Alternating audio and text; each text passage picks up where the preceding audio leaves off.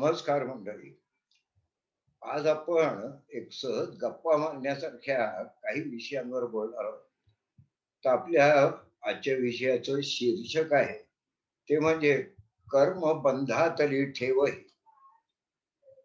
आपण पत्रिका बघणारी ज्योतिषी असतो ते त्या माणसाची पत्रिका जरी बघत असलो तरी तो त्या ग्रहस्थितीमध्ये गतजन्मीपासून किंवा जन्मोजन्मीपासून जी कर्म करतो त्या कर्माच्या बंधनात अडकलाय म्हणून पत्रिका तयार होते.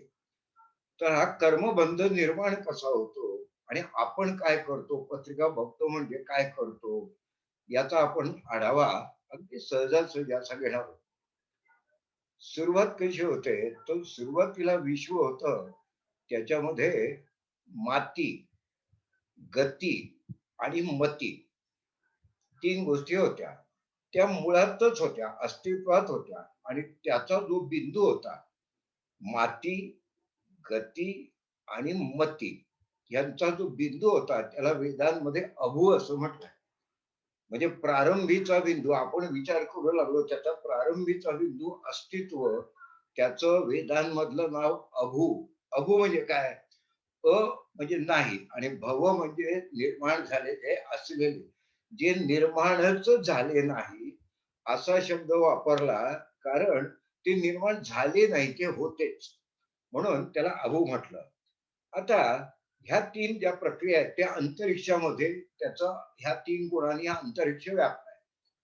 या अंतरिक्षामध्ये याच गुणांनी युक्त असे ग्रह अंतरिक्षात परिभ्रमण करतायत आणि ते परिभ्रमण दोन प्रकारचं आहे. एक तर ते सूर्याभोवती ते विशिष्ट सूर्यमालेतल्या सूर्याभोवती फिरतायत हा एक प्रकार आणि स्वतः भोवती फिरतायत हा दुसरा प्रकार. मग होतं कसं की आपण ते सूर्याभोवती फिरण्याची जी इलेक्ट्रिकल पाथ आहे त्यामुळे ते विविध बिंदूंशी अंतरिक्षाच्या की जे बिंदूत आहे तीन गुण आहेत ते गोळा करत जातात, ग्रहण करतात.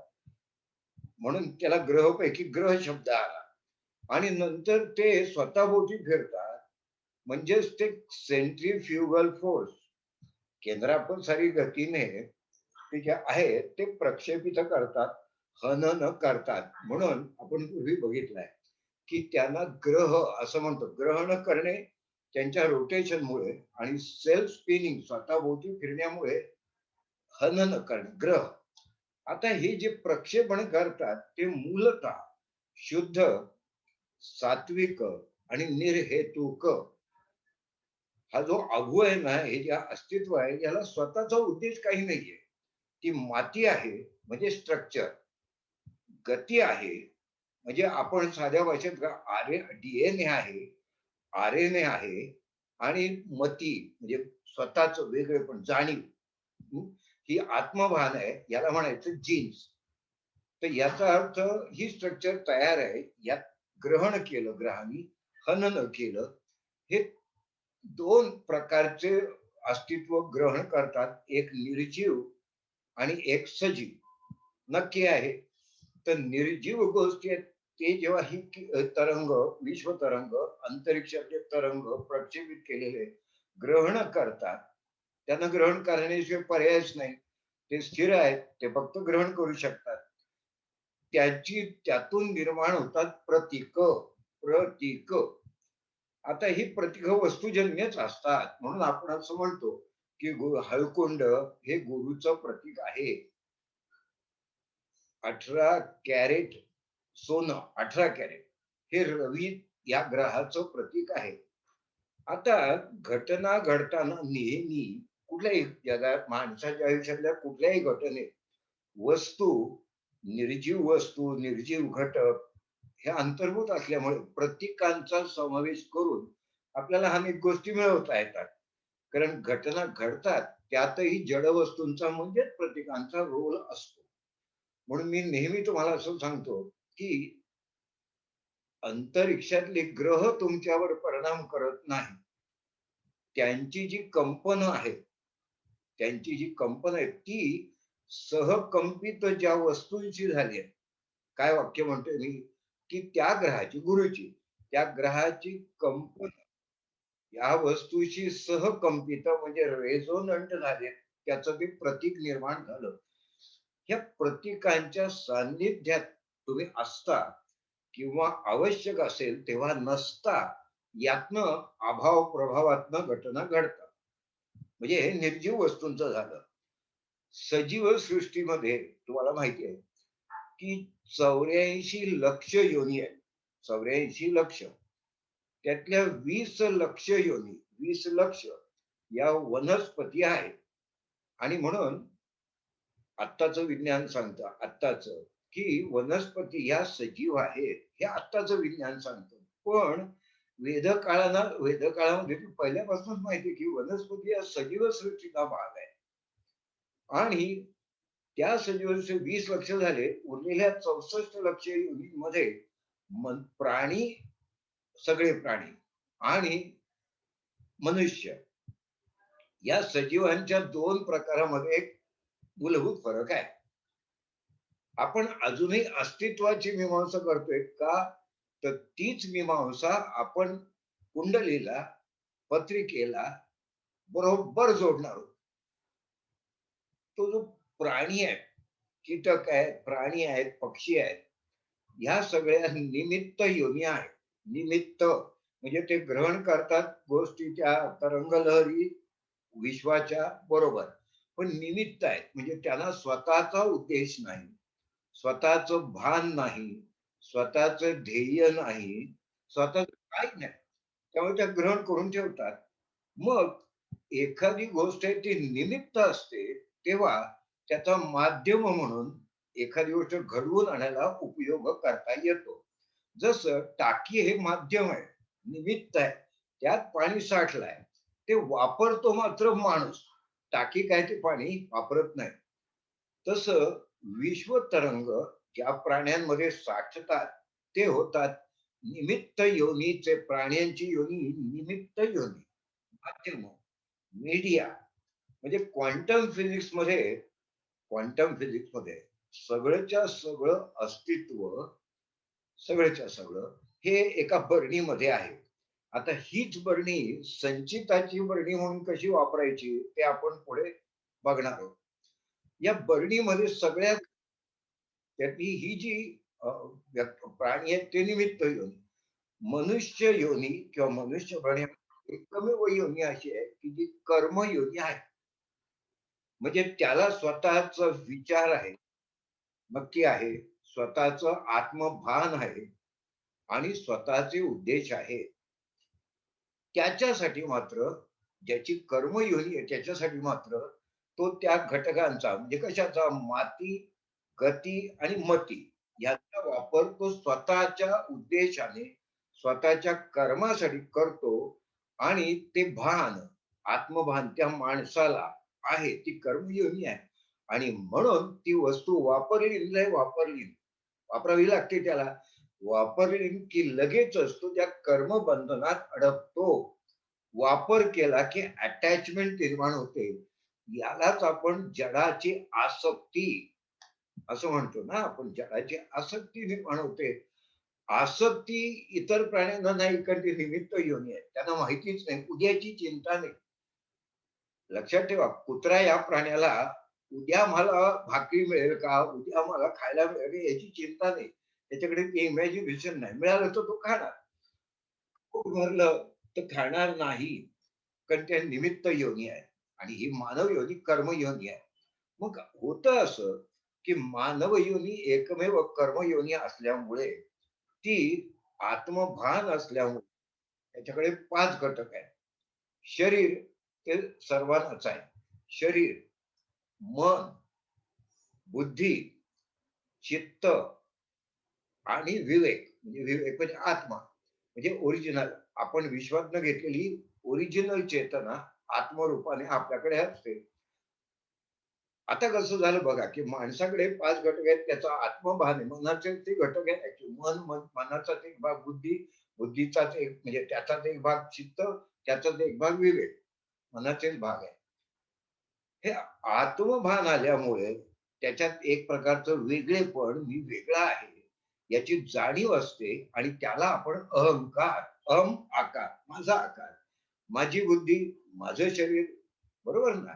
अहंकार म्हणजे अहंकाराची निर्मिती आपोआप होते, कारण तो वेगळा आहे याची जाणीव झाली आणि म्हणून त्याला कर्म बंधनात अडकायला लागतं. त्याचं चिकट गोंद, त्याची अटॅचमेंट म्हणजे हा अहंकार, म्हणजे हे आत्मभान की मी वेगळा आहे म्हटल्यावर माझा उद्देश वेगळा आहे, विश्वशक्तीचा वापर वेगळा आहे, माझं ध्येय वेगळं आहे. नॅचरली या वेगळेपणाची जाणीव म्हणजे अहंकार कर्मबंधनात अडकला.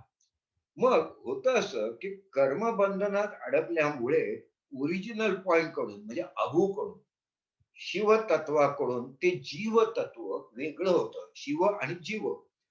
मग जन्म जेव्हा पहिला होतो, तो पहिला जन्म काय माणसाचा मिळत नाही. पहिल्यांदा छोटे-छोटे जे अमिबा, मग थोडा ॲडव्हान्स प्राणी असं करत-करत 84 लक्ष योनीतून तो फिरत-फिरत प्रगती होते. निमित्त योनीमध्ये असताना जीवतत्वाची होणारी प्रगती, प्रमोशन हे सिनियरिटीच्या बेसिसवर होतं. म्हणजे कुत्र्याचा जन्म 10 वेळा येणार असेल, तर 10 वेळा आला, की 11व्या जन्मात आपोआपच त्याला प्रमोशन मिळतं.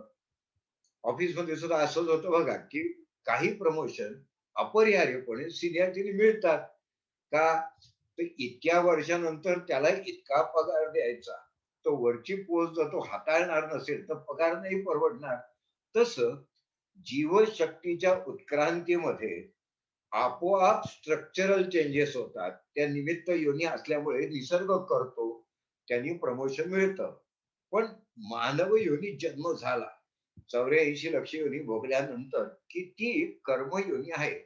तिथे माणसाचा पहिला जन्म झाला, की तो स्वतःच्या उद्देशाने गोष्टी करतो आणि तिथे त्याची पत्रिका सुरू होते. बरोबर?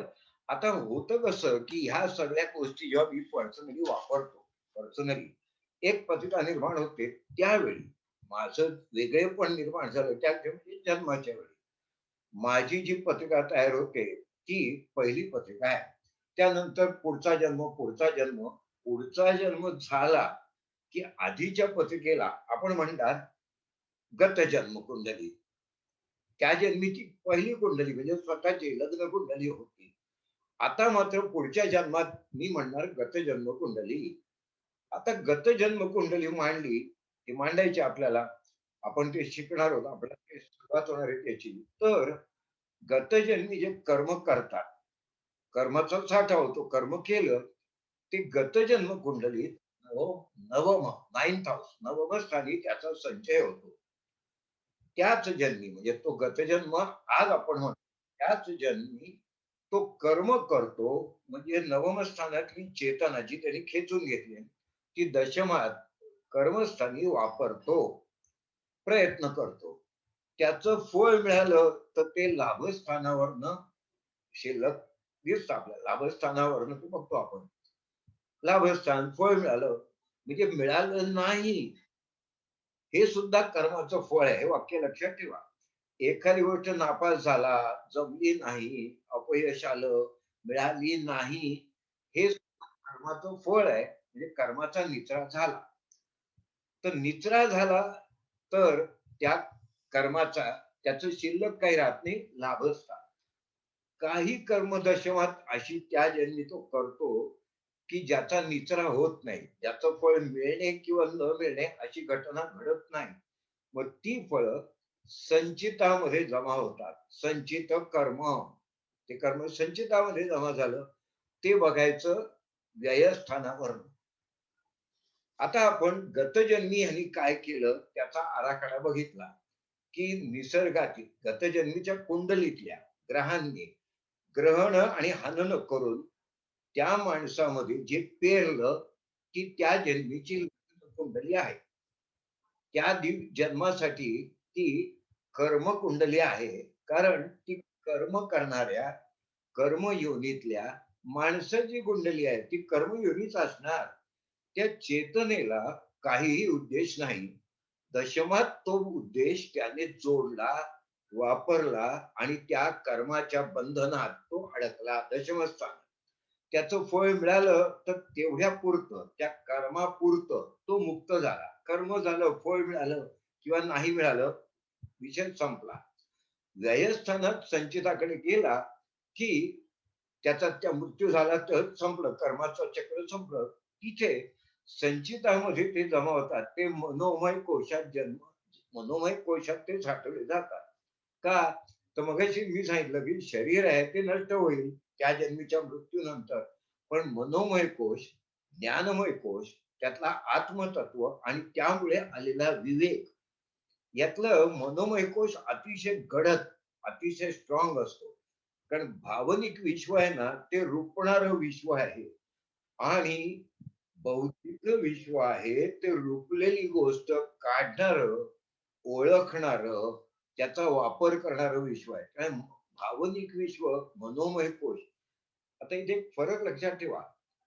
मन आपण चंद्र या ग्रहावरनं बघतो, लग्न कुंडली, बरोबर आहे. पण गतजन्मीची कुंडली बनली तर त्यातला चंद्र मन दाखवत नाही, कारण तो जन्म आता शिल्लक नाही राहिलेला. तो चंद्र किंवा काही त्यातल्या राशी या मनोमय कोश, कोश म्हणजे असा साठा. आता मला बघा, संचित कर्म म्हणजे साठा, संचितामध्ये जमा झालेलं कर्म. तसं संचित कर्मामध्ये ज्या भावना आहेत त्याचा कोश म्हणजे एक बाटली, बरणी तयार होते. आता गतजन्मीच्या मनोमय कोशातील हे संचित कर्म घेतो आणि जेव्हा योग्य काळ त्याच्या इच्छाना, गतजन्मी तो त्याचा मृत्यू झाला त्यावेळच्या इच्छा, आकांक्षा, ध्येय, धोरण, अपूर्ण इच्छा सगळ्या संचितामध्ये महत्वाच्या संचितामध्ये जमा आहेत. मी कालच्या परवाच्या लेक्चरमध्ये तुम्हाला असं सांगितलं की तो एक गोळा आहे की ज्याच्यात आत्मतत्व, मनोमय कोश, ज्ञानमय कोश, काही प्रमाणात विवेक, हे सगळे चित्रगुप्तासमोर, म्हणजेच आपण काढलेल्या, आपण केलेल्या कर्माच्या तरंगांच्या व्यक्तिरूपासमोर, आपण व्यक्तिरूप म्हणू त्याला, व्यक्तिरूपासमोर उभा राहतो. विज्ञानाच्या परिभाषेत या व्यक्तिरूपाला, चित्रगुप्ताला उलटा शब्द केला तर गुप्त चित्र, की जे तुम्हीच निर्माण केलंय त्याच्यासमोर तुम्ही उभे राहता. विज्ञानामध्ये त्याला फोटॉन स्क्रीन असा शब्द आहे. Photon screen. तो कसला आहे फोटॉन स्क्रीन? तर निर्माण झालेली वस्तू कधीही नष्ट होत नाही. Law of conservation of matter काय सांगतो? निर्माण झालेली वस्तू कधीही नष्ट होत नाही, नवीन काही निर्माण होत नाही. नष्ट झालेलं मटेरियल वापरून तुम्ही नवरचना, ट्रान्सफॉर्मेशन करू शकता. त्यामुळे फोटॉन स्क्रीन म्हणजे तीच गोष्ट की ज्याला आपण अंतरिक्षाचे तरंग, माती, गती आणि मती म्हणतोय. त्याच्यात ते रेकॉर्ड झालाय. आता तुमचं व्यक्तिगत स्वार्थ, व्यक्तिगत कर्म, व्यक्तिगत उद्देश मनोमय कोशामध्ये लोड आहे, म्हणून तो घटक उचलून पुढच्या जन्मी ते तयार करण्यासाठी शरीर धारण करतो. म्हणजेच गतजन्मीच्या व्ययस्थानाकडून माणूस स्थानाकडे, देहधारणेकडे येतो. झालं काय? माणूस व्ययस्थानातल्या संचिताच्याकडून का जन्म घेतो? तर ह्या जन्मीचा उद्देश ठरला. गतजन्मीचा आपण होतो पूर्ण करायचं, म्हणून आपण गतजन्मीची कुंडली बनवतो, ती शिकणार आहोत. अत्यंत आवश्यक आहे. कारण तुम्हाला संचित कर्मच माहित नसतील तर त्याच्याशी ही कर्मकुंडली म्हणजे लग्न कुंडली ह्या जन्मीची कशी जोडणार? तुम्हाला माहितीच नाही काय उद्देशाने जन्माला आलाय, तर तुमची ध्येय जोडणं ह्या जन्मीची चुकणार. कारण तुम्हाला माहित नाही की संचिताच्या वर्णीत काय आहे. मग संचिताची बरणी व्यवस्थित ओळखणं, गतजन्मीचं नवमस्थान, दशमस्थान, लाभस्थान आणि व्ययस्थान याचा अभ्यास करून ह्या जन्मीच्या कुंडलीत म्हणजे लग्न कुंडलीत मी काय कर्म केलं, कुठलं प्रतीक वापरलं, कुठली डाव वापरली की संचिताच्या बरणीतलं लोणचं मला योग्य ते वापरता येईल, अयोग्य गोष्ट पोस्टपोन करता येईल, अयोग्य गोष्ट चांगली करून कालांतराने वापरता येईल. थोडीशी चांगली करून, खूप काही चांगली करता नाही येणार. म्हणून कर्मसिद्धांत सांगतो, की पाप कर्माचं वाईट फळ भोगावंच लागतं. त्यात प्रतीक वापरून, उपासना करून तुम्ही पोस्टपोनमेंट करता आणि डिव्हिजन करता. तुकड्या-तुकड्यात खाता. ते सोपं जातं तुम्हाला, भोगायला सोपं जातं. उपासना, प्रतीक, उपाय सगळ्याचा उद्देश काय? कर्माचं निचरा, कर्म पुसून टाकणे शक्य नाही. कर्माचं फळ भोगावंच लागेल. पण जर ते तुकड्या-तुकड्यात भोगलं, त्यासाठी उपाय करतो आपण. जर ते आपण अ, कालांतराने भोगलं, कालांतराने भोगण्याचा फायदा असा होतो, की तोपर्यंत ती शिक्षा भोगायला तुम्ही अन्यथा सक्षम झालेले असता. पण कर्म सिद्धांत तुम्हाला असं निक्षून सांगतो, की सत्कर्म करून दुष्कर्माचं फळ पुसून टाकता येत नाही. सत्कर्म करायचं, उपासना करायची, प्रतीकं वापरायची आणि स्वतःचं सामर्थ्य वाढवायचं म्हणजे दुष्कर्माचं फळ आहे ते तुम्ही भोगायला सज्ज होता. सत्कर्म यासाठी करायचे. सत्कर्मामुळे संपूर्ण नष्ट होतं का दुष्कर्म? नाही, नष्ट नाही होत. ते करता येणारच नाही. का नाही करता येणार? तर विज्ञानाचा नियम आहे की नष्ट काहीच होत नाही. ट्रान्सफॉर्मेशन, डिव्हिजन पॉसिबल आहे. तेच आपण करत असतो. आता ह्या जन्मीची कुंडली गतजन्मीप्रमाणेच कर्मकुंडली आहे. त्यामुळे कायमचं लक्षात ठेवा, तुम्ही गुलाबी चित्र रंगवता, असं होईल, तसं होईल. अमुक ग्रह आला, अमुक दृष्टी आली, अमुक योग झाला. हे तुमचं त्या विषयाच्या अभ्यासाचं ज्ञान आहे. म्हणजे प्रत्येकात तशीच ऑपरेट होईल ही शक्यता गृहीत नका धरू. म्हणून तुम्हा ज्योतिषांना एक समस्या नेहमी असते. खूप चांगली पत्रिका आहे. ज्योतिषशास्त्रीय नियमाप्रमाणे फार दर्जेदार पत्रिका आहे. ग्रहस्थिती चांगली आहे. पण आयुष्य त्या दर्जाचं नाहीये. अशा वेळी हमखास तुम्हाला गतजन्म कुंडली मांडावी लागते. ते माझं संशोधन तुम्ही जरूर वापरा. जरूर. कारण तुम्हाला ती कुलूप उघडताच येणार नाही. कारण त्याची चावी संचिता दोषामध्ये लपलेली आहे. बनवावीच लागेल. पण बऱ्याचशा कुंडल्या या जन्मीच्या सुटतात. पण तुमचा जर असा समज असेल, की मला जे पत्रिकेत दिसलं तसं होतं, तसं होत नाही. तो माणूस म्हणजे जातक स्वतःच्या कर्माने, स्वतःच्या कर्माने ते ऍक्टिव्हेट करतो. म्हणजे तुमचा गायडन्स काय आहे माहितीये का? काय होणार आहे हा गायडन्स नाहीये तुमचा. ते तुमचं ज्ञान आहे. तुम्हाला ज्योतिष काय येतं असं तुमचं मार्गदर्शन असं आहे, की असं कर्म करून, असं प्रतीक वापरून, अशी उपासना करून, असं थांबून किंवा असं न थांबून तुला तुझं कर्म करायचंय, की ज्यांनी तुझी ग्रहस्थिती ऍक्टिव्हेट होईल. चांगली ग्रहस्थिती, चांगली आणि वाईट ग्रहस्थिती तुला पोस्टपोन करून मिळेल किंवा त्यावेळी ती समोर येईल, की जेव्हा तू सक्षम झालेला आहेस. म्हणजे पत्रिका बघून तुम्ही जे मार्गदर्शन करताय कायमचं लक्षात ठेवा. पण तुम्ही गुलाबी चित्र रंगवलं, तर त्यांनी असं समजायचंय का, की त्यांनी शांत बसायचं, टाळ्या वाजवायच्या, ते घडेल? नाही घडणार. कारण की तुम्ही बघताय ती कर्मकुंडली आहे. म्हणजे नक्की लक्षात ठेवा, की तुम्ही देताय ते मार्गदर्शन कर्म मार्गदर्शन असले पाहिजे. मग तुम्ही मला आम्ही योग सांगतो. युज म्हणजे जोडणे. तुझ्या पत्रिकेत जे निर्गुणाचं भविष्य मला दिसलं, ज्या संभाव्यता, जे विश्वतरंग रचना मला दिसली, ती तू कशी ऍक्टिव्हेट कर हे मी तुला मार्गदर्शन देणार आहे. त्या दोघांची जोडणी, त्या दोघांचं युज, तुझं कर्म आणि निर्गुणाचे धागे, निर्गुण सगुण यांचं युज म्हणजे योग. मग तुम्ही काय सांगता? लग्नाचा योग आहे. मग प्रयत्न केले पाहिजेत ना. मग प्रयत्नाबद्दल तुम्ही काय वाक्य सांगितली त्या माणसाला, जातकाला? याला खूप महत्व आहे. आता उपाय सांगता, नक्की सांगता तुम्ही उपाय, सगळेजण सांगतात. हं. तर उपायाची काय गंमत आहे ते आपण बघूया. म्हणजे तुम्हाला कळेल की मला काय म्हणायचं आहे. समजा मी एखाद्याला असा उपाय सांगितला, की माकडाला चणे खाऊ घातलेस तर तुला नोकरी लागेल. काय उपाय सांगितला मी त्याला? माकडाला चणे खाऊ घातलेस, अमुक एक वारी किंवा कदाचित कुठल्याही वारी. चणे खाऊ घातलेस तर तुला नोकरी लागेल. आता आपल्या लक्षात येत नाही. आपण इंटरनेटवर किंवा कोणाकडे तरी असं ऐकतो, की हा ठोकताळा असा-असा आहे. ठोकताळा वर्कआउट होईल का नाही होणार हे तुमची पत्रकार सांगत असते. तुम्हाला कळलं काय पाहिजे माहिती यातलं? हे प्रतिकात्मक उपाय झाले. बरेच उपाय आहेत, पण मी एक उदाहरण घेतलंय. काय होईल बघा, प्रतिकात्मक उपायात काय होईल ते बघा, की माकड म्हणजे काय? विश्वामध्ये ती निमित्त योनी निर्माण झाली.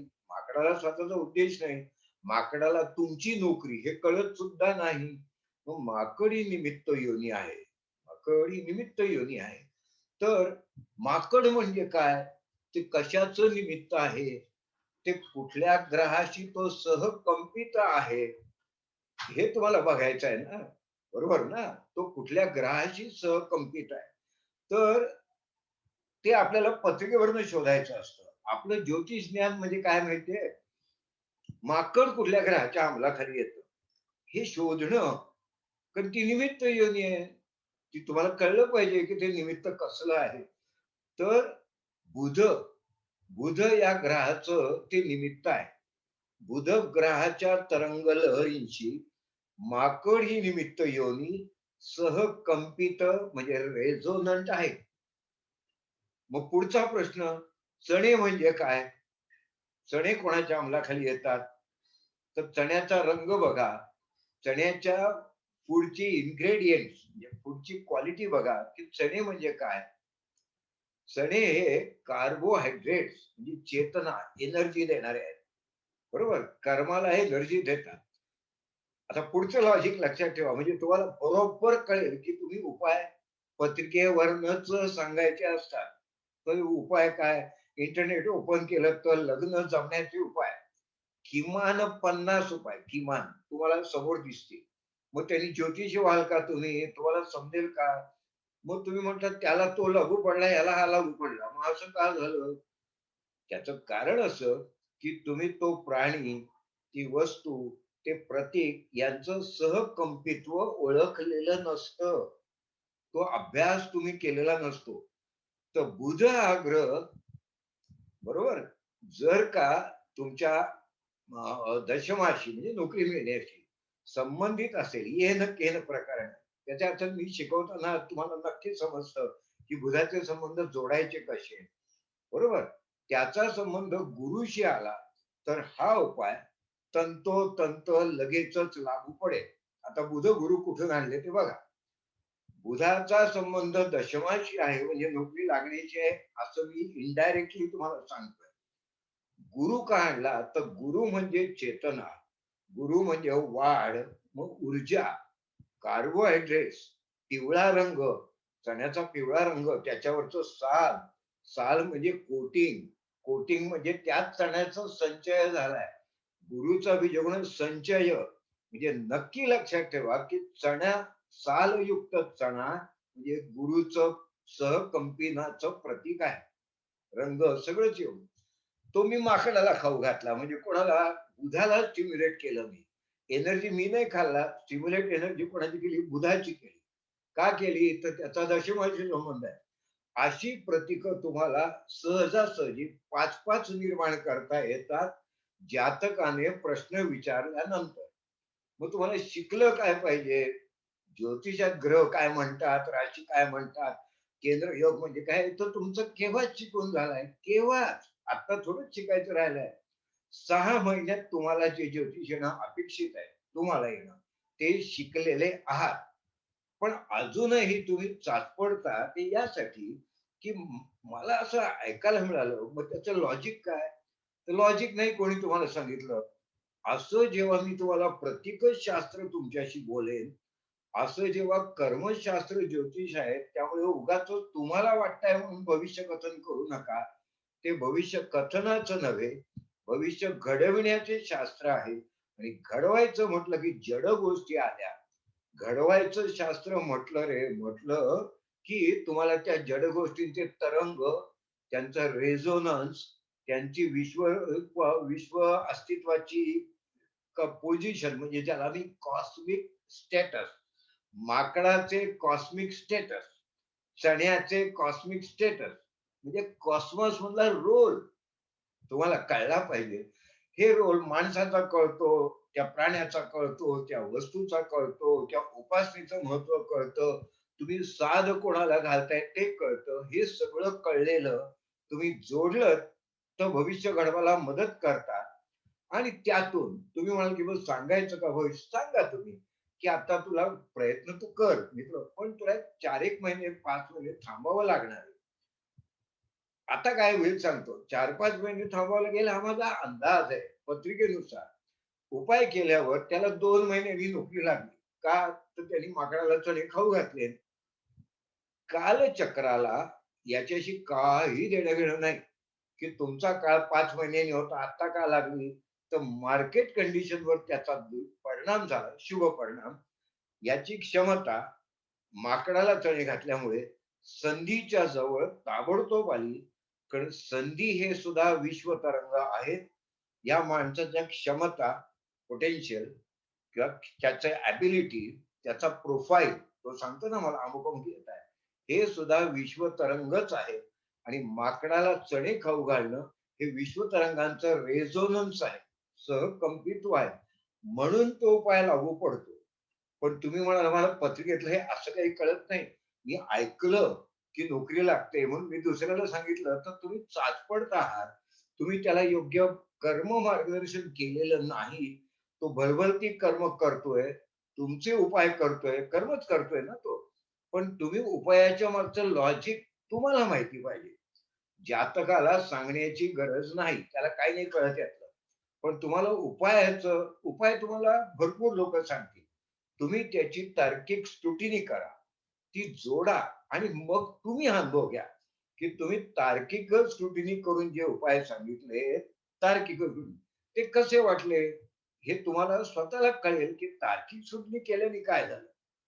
आणि त्यात तुम्हाला बौद्धिक आनंद मिळेल, की मी उगाचच काहीतरी माकडाला चणे खायला घाल असं नाही सांगितलं याला. हं. बरं इतकं सोपं आहे का, की उद्या अमुक आहे बघितला. इतकं सोपं नाहीये ते. पण ज्यांना ज्योतिषाचा 6 महिन्याचा अभ्यास आहे, त्याला माझा क्लास केल्यावर मोजून 5 मिनिटात ते कळणार आहे. 5 मिनिटात म्हणतोय. म्हणून माझे क्लास ड्युरेशन वाईज मोठे घ्यावेच लागत नाहीत मला. कशाला मोठा घ्यायचा? मोठं काही शिकायचं आहे, बेस नॉलेज. डिक्शनरी अख्खी पाठ आहे तुम्हाला. मला नाही शिकवायची डिक्शनरी तुम्हाला. मला त्याचं ग्रामर शिकवायचं आहे. ॲस्ट्रोलॉजीचं ग्रामर म्हणजे ॲस्ट्रोलॉजीचं लॉजिक शिकवायचं आहे. मला तुम्हाला सांगायचं आहे, की हा उपाय तुम्ही का सांगा त्याला? त्याचा तर्क काय आहे? बस एका तासात, एका तासाच्या क्लासमध्ये, 2 तासाच्या क्लासमध्ये गतजन्म कुंडली तुम्ही इतकी अप्रतिम शिकाल, की सगळंच येईल तुम्हाला. आणि मग गतजन्मीचं कर्मसंचित, कर्मदोष आणि कर्माचा चांगलेपणा ह्या जन्माशी मी कसा जोडायचा, त्या 2 पत्रिका लिंक असतात झालेल्या. जोडायचा हे एकदा कळलं, की क्वचित प्रसंगी या पत्रिकेतला दशमेश मी सांगितलेलं फळ, मी सांगितलेला उपाय तार्किक असूनही फळ देत नाहीये, तेव्हा गतजन्मीची कुंडली बनवा. काय झालंय बघा, गतजन्मीच्या कुंडलीत बुध किंवा गुरु हे संचित दोषात अडकलेले ग्रह आहे. म्हणून माझा नॉर्मल उपाय, की जो नेहमी लागू पडतो, 80-85% तो लागू पडत नाहीये. मग त्या माणसाला सांगा, की तुझी गतजन्म कुंडली मांडावी लागेल. माझे नॉर्मल उपाय तुला जे अडकतायत, म्हणजे पाईपलाईन आहे, पाणी सोडलंय, तुझ्याकडे येत नाहीये. कारण गतजन्मीच्या कर्मसंचिताचा जो ब्लॉकेज आहे, ते मला कसल्या तरी उपायाने दुरुस्त करावे लागेल. असं इतकं स्पष्ट शब्दात सांगितलं, तर तुमच्या मनात ती इमेज, ती बौद्धिकता अतिशय स्पष्ट होईल. तर्क चालवल्याचा आनंद मिळेल. तो आनंद तुम्ही त्याला दिल्यानंतर तो जे कर्म करेल, त्याला कॉन्फिडन्स असेल, की ह्या माणसाने हजारो लोकांना मदत केली म्हणजे मलाही करेल. त्याची श्रद्धा बसेल. त्याचा विश्वास असेल तुमच्यावर, तुमचा विश्वास असेल तुमच्या तर्कावर, तुमच्या अनुभवावर, आणि तो अनुभव जेव्हा तो घेईल, त्याला प्रचिती येईल, तेव्हा तो आनंदी होईल. तुम्ही आनंदी व्हाल, की मी इतका तर्क लावून त्याला काहीतरी फळ दिलं. आणि सगळ्यात महत्वाचं म्हणजे बाय फ्लूक, योगायोगाने या गोष्टी मी बोललो नाही. मला त्याच्यामागची तार्किकता माहिती होती. फार महत्वाचं आहे. तर मी कॉन्फिडेंटली म्हणेन, की ठीक आहे, की 10% लोकांमध्ये ते घडत नसेल तेव्हा आपण खोलात शिरू, गतजन्म बनवू. पण आज मला कॉन्फिडन्स आहे माझ्या उपायांबद्दल, माझ्या केलेल्या भविष्य विधानांबद्दल. आता तुम्ही म्हणाल, की उपाय सांगतो आणि असं म्हणतो 4 महिन्यांनी लागेल. दोन्ही गोष्टी तुम्हाला येतात. त्या काय येतात? ह्या कुंडलीला आपण कर्मकुंडली म्हणतो, त्याचे निर्गुणाचे धागेदोरे तुम्हाला सहज अभ्यास येतात. कारण 9च्या 9 कार्यशाळांचे 9 धागे आहेत पत्रिकेमध्ये. ग्रह, राशी, भाव, नक्षत्र, दृष्टी, योग, दशा, गोचर आणि 9वा विभाग वर्ग बल. हे 9च्या 9 विभाग मी शिकवलेले आहेत. बरं ते शिकवायला तुम्ही 6-6 महिने, वर्ष शिकलात. गरज नाही त्याची. तुम्हाला येतंय सगळं आता. तुम्ही 1 वर्ष, 2 वर्ष, 3 वर्ष शिकायला झालं हो शिकणं. कारण तीच माहिती का वाचता? एका पुस्तकात मी जर राशीचं वर्णन वाचलं, दुसऱ्या वाचलं, तिसऱ्या वाचलं, काय गरज आहे? आता वाचलंच नाही एकदा कुठेतरी, त्याच्यावर विचार करा, तर्क जोडा, इतर विज्ञान जोडा. असं माझं म्हणणं आहे, की इतर विज्ञान जोडा. तुम्हाला नुसती ज्योतिष पुस्तकं वाचून ज्योतिष नाही येणार. का नाही येणार? कारण तर्काचा अर्थच असा, की मूळ गोष्ट आणि दुसरी गोष्ट याचा अनुबंध निर्माण करणे. हं. प्रिमाइस, मला जे माहिती झाले, माहिती. माझी जी माहिती आहे, त्यापासून मी काढलेलं कन्क्लुजन, याच्यामध्ये जर का इम्प्लिकेशन, अपरिहार्य असं जो धागा जोडला असेल, तर त्याला म्हणायचं तर्क. हां. लॉजिकची व्याख्या काय माहितीये? When the relation between the premise and the conclusion is that of a implication, the process is called logical. परत सांगतो व्याख्या. लॉजिक म्हणजे काय? मला एक माहिती झाली. त्यावरनं मी माझे वेगवेगळे विज्ञानाचे तर्क वापरले आणि कन्क्लुजन काढलं. आणि हे कन्क्लुजन जर या धाग्याने व्यवस्थित जोडलं, अपरिहार्यपणे जोडलं, तर ती गोष्ट खरी होण्याची शक्यता वाढते. आपलं प्रचितीजन्य शास्त्र आहे. म्हणून when the relation between the premise and the conclusion is that of a implication, when the conclusion is a implied version of a premise. लक्षात ठेवा मी काय म्हणतोय. When the conclusion is an implied version of a premise, that process is called logical process. मग logic चालवायचं आहे म्हणजे इतर शास्त्र जोडायचे, क्वांटम फिजिक्स जोडायचं आहे, काळ, माती, मती आणि गती यांचं गणित जोडायचं आहे, DNA, RNA, जीन्स याचं गणित जोडायचं आहे.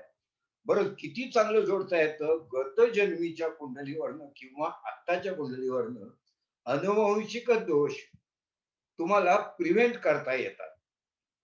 प्रिव्हेंट करता येतात. अतिशय सोपा नियम आहे. तुम्ही ऍस्ट्रो डायग्नोसिस मध्ये शिकवला पण आहे लोकांना. का प्रिव्हेंट करता येतात? कारण पत्रिका गतजन्मीची काय आणि ह्या जन्मीची काय, तुम्ही काय शिकलात? यातले DNA कुठले आहेत, यातले RNA कुठले आहेत, यातली जीन्स कुठले आहेत आणि ट्रान्सफरेबल जीन्स कुठले आहेत. काय असतं माहितीये का? जिनेटिक्सचा एक नियम आहे, तो लक्षात ठेवा. अनुवंशिक रोग ट्रान्सफर होतात. पण अमुक माणूस कवी आहे म्हणून त्याचा मुलगा मुलगी कवी होतात का? नाही होत. मग जिनेटिक्सचा नियम आहे, acquired qualities are not transmitted. Acquired, त्या मुलाला किंवा त्या मुलीला त्या acquire कराव्या लागतात. बरोबर? मग इतकं चांगलं ज्ञान जर तुम्हाला जिनेटिक्सचं असेल, इतकं चांगलं ज्ञान जीन्स कुठल्या स्थानावर बघतात ते असेल, इतकं चांगलं ज्ञान गतजन्म कुंडलीत संचितात म्हणजे जीन्समध्ये कुठे ऑब्स्ट्रक्शन झालं ते असेल, तर दोन्ही कुंडल्या बघून तुम्ही त्याला सहज सांगू शकता, की हे अनुवंशिक रोग तुला थांबवता येईल. सगळ्यांना होईल अशी काय खात्री नसते, व्हायलाच पाहिजे असं काही नाही. होणार असेल तर ती संभाव्यता मला निर्गुणाच्या पातळीवर दिसली आहे, ती तू थांबवायचा प्रयत्न कर. आपण असं गृहीत धरलं, की 100पैकी 80च लोकांचं असं फळ मिळायला हरकत नाही. 100पैकी 80 लोकांना तर फायदा झाला. अनुवांशिक विकारापासून संरक्षण मिळालं. फार कठीण नाहीये. आपल्याला ऐकताना काय वाटतं, काय सांगताय जेनेटिक्स काय? काही नाही. जेनेटिकल स्ट्रक्चरचं लाभस्थान आहे. ते गतजन्म कुंडलीत बघा आणि ह्या कुंडलीत बघा. 2 मिनिटात समजेल की अनुवांशिक रोगाला हा बळी पडणार आहे का? तो स्वतःच सांगतो ना, की आई-वडिलांना डायबिटीज आहे. तुम्हाला काय फार डोकं नाही लढवायचं आहे. तर डायबिटीज ट्रान्समिट होईल का एवढंच तर बघायचंय तुम्हाला. बरोबर? तर या दृष्टीने ऑटो डायग्नोसिसची जी क्लिप आहे ती मिळते. तुम्ही त्याचा वापर करू शकता. एक लक्षात ठेवा, मी काय तुम्हाला ती क्लिप घ्या म्हणून असं काही नाही आग्रह करत आहे. मी तुम्हाला ज्योतिषी लोकांना असं सांगायचा प्रयत्न करतोय, की माहिती मिळवण्याची जी प्रक्रिया आहे ती तुमची पूर्ण झालेली आहे. 3 महिने, 6 महिने, वर्ष, 2 वर्ष शिकलात ना 3 वर्ष, चिकार झालं की. आता 3 वर्षाच्या माहितीचा वापर करण्याचं लॉजिक शिका, तर्क शिका, इतर विषयातले घटक जोडायला शिका, नाही का? नाहीतर तुम्ही कधी असा विचार करणार की जेनेटिकल स्ट्रक्चर कुठून बघतात, स्टिम्युलेशन कसं बघतात, हायपोथॅलॅमस ग्लॅंड कुठून बघतात, जेनेटिक्सची कुंडली कुठली, सांगून टाकतो तुम्हाला किती सोपं आहे. द्वादशांशी जेनेटिक्सची कुंडली आहे. द्वादशांश. तुम्हाला ज्योतिषी म्हणून एक गोष्ट माहिती आहे, की द्वादशांश कुंडलीवरनं मातृ-पितृ सौख्य बघतात. सौख्य म्हणजे फक्त रिलेशन नव्हे. त्यांचं जे ट्रान्समिशन आहे, जेनेटिकल ट्रान्समिशन आहे, आनुवंशिकता आहे, त्याची ती कुंडली आहे. म्हणून मातृ-पितृ सौख्य. असं सिद्ध करता येतं का, की बघा ह्याच्या वडिलांच्या पत्रिकेतली आपण कुंडली बघितली जेनेटिकल स्ट्रक्चर, याचे द्वादशांश बघितले, तर तो इथे धागा सापडला, असं दाखवता येतं. तेवढ्या खोलात तुम्ही प्रत्येक वेळी शिरायचं आहे का? जरूर नाहीये. साधी पत्रिका आहे, साधं त्याचा उपाय आहे. पण हे माहिती पाहिजे, की नवमास कुंडली काय करते? आपण काय होतं माहिती वर्षानुवर्ष नवमास म्हणजे कुंडली ग्रहाचं बळ, नवमास म्हणजे विवाह. असं काहीतरी मग तुम्ही असा प्रश्न विचारा, की नवमास वापरून मी विवाहाबद्दल किती खोलात शिरलो, की जे मला लग्न शिरता आलं नाही. याला प्रचिती म्हणतात ना. नवमास कुंडलीने वैवाहिक सौख्य बघावे. विवाहाचे अंतरंग बघावे. नाही, नाही. त्याचे 5 नियम आहेत ना नवमांशाचे बघण्याचे. ते बघा ना 2 मिनिटात कळेल अंतरंग 2 मिनिटात. पण 5 नियम जर तुम्ही इतर शास्त्रांचा संदर्भ घेऊन जोडले नसतील, शोधले नसतील, तर कसं कळेल तुम्हाला? तुम्ही तेच वाक्य 5 वर्ष वाचणार का नाही? की विवाह योग, विवाहचा दर्जा, कुंडलीचा दर्जा, ग्रहाचं बळ हं, बघावं. आणि असे पण प्रकार आहेत. बघा, की तूळ राशीत 2 अंशावर एखादा शनी सारखा ग्रह असेल, तर तुम्हाला पुस्तकात माहिती मिळते. तुम्हाला कळेल, की तूळ राशीतल्या तूळ नवमाशात तो आहे. त्याला तुम्ही वर्गोत्तम म्हणता, कळलं. तो तूळ राशीत उच्चीचा आहे, कळलं. हां, तो वर्गोत्तम आहे, कळलं. मग दुसरं सांगतो, अगं तो त्या ह्याच्यात आहे ना, विषम राशीत आहे ना, ते बाल्यावस्थेत आहे मग तो ग्रह. मग तुम्हाला प्रश्न, अरे बापरे! बाल्यावस्थेत आहे, मग त्याचं काय करायचं? आता इथे बाल्यावस्था म्हणजे काय? हं. तुम्ही असा का नाही विचार करत, की बाल्यावस्था म्हणजे सहजावस्था. शनीला जे करायचं आहे, ते तो सहज, उत्स्फूर्त करू शकतो. ह्याला बाल्यावस्था. पण माहीत नाही मला बाल्यावस्था म्हणजे काय? मला वर्गोत्तम म्हणजे मी लॉजिकल अर्थ काय? माहीत नाही. म्हणजे आता शिकायचं शिल्लक काय राहिलं माहिती का? 5 वर्गोत्तम आहे माहिती आहे मला. तो तुळीत उच्च उच्च म्हणजे काय? हे शिकायचं राहिलं. अमुक रास मूलत्रिकोण आहे. मूलत्रिकोण म्हणजे काय हे शिकायचं राहिलं आणि नुसतं शिकायचं नाही राहिलं, तर त्याचे 5 नियम वापरून ते वापरायला शिकायचं आहे आता. वापरणं फार सोपं आहे लक्षात ठेवा. फार सोपं आहे. हं. कसं सोपं आहे त्याचं कारण सांगतो. टीव्हीची अंतर्गत रचना समजून घ्यायला गेलात ना, तर तुम्हाला बरेच कालखंड 5 वर्ष लागतील. टीव्हीत काय होतं? पण जेव्हा तुम्हाला एखादा माणूस नियमबद्ध सांगतो, की मोबाईल आपला तो रिमोट कंट्रोल हातात घ्या. हे बटन दाबलं की हे घडेल. आता मी जे तुम्हाला शिकवतो, शिकवायची माझी इच्छा आहे. इच्छा आहे. तुम्ही आलं पाहिजे, तुम्ही का आला नाही, काही नाही मला चिंता त्याची. मला ज्योतिषाचं भलं करायचं आहे. तुमचं आपोआप होईल. मी तुम्हाला एवढं हे 5 नियम आहेत. हे रिमोटचं बटन दाबलं की अमुक घडेल, अमुक माहिती मिळेल तुम्हाला. असं मला शिकवायचं आहे. बाकीचं काही शिकवायचं शिकलं की तुम्ही माझ्यापेक्षा जास्त जाणता, की कुठला ग्रह उच्चीचा, किती अंशापर्यंत उच्चीचा, मूळ त्रिकोणी कुठलं सगळं जाणता तुम्ही. तर माझं म्हणणं असं, की हे जे मला तुम्हाला सांगायचं आहे, की कर्म बंधातली ठेवै. तर कर्म तुम्ही जेव्हा स्वतंत्रपणाने करायला लागलात, मानवयोनी जन्म झाला, तेव्हापासूनची कर्म साठत राहतात. आणि म्हणून तुम्हाला असं जाणवेल, की तुमच्या भीष्माचार्यांना 102 जन्मानंतर त्यांनी 102 जन्म आधी त्या खारीला झुडपामध्ये भिरकावून दिलं होतं. तिला काटे लागले होते. त्याचं फळ 102 जन्मानंतर त्यांना भोगावं लागलं होतं. म्हणजे कर्मबंधातली ठेवही, ते कर्मबंध नाही चुकत, बरोबर ना? कर्मबंध चुकत नाही, कारण तुमची योनीच मुळी कर्मयोनी आहे. आणि कर्मबंध तुटतो त्या कर्माचं फळ भोगून झाल्यावर. मग ते मुक्त झाले. आता भीष्माचार्यांचं उदाहरण फार वरच्या दर्जाचं.